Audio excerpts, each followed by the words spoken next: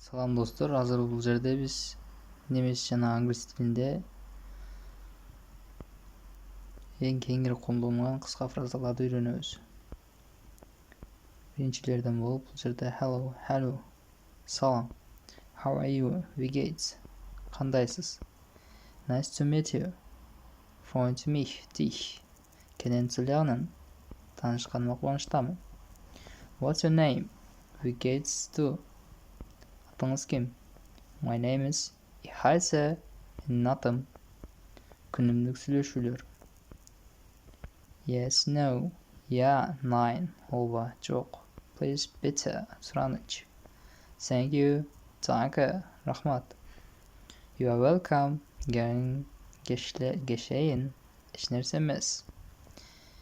Excuse me, Entschuldigung, кечирип коюңуз. Жана бул жерде суроо берүү. Where is, wo ist, кайда? How much is it? Wie viel kostet das? Бул канча турат? What time is it? Wie spät es ist? Саат канча? Can you help me? Können Sie mir helfen? Мага жардам бере аласызбы? Саякат жана ресторанда. I would like, ich hätte gern, мен алгым келет. The bill, please. Die Rechnung, bitte. Эсеп алып келесизби?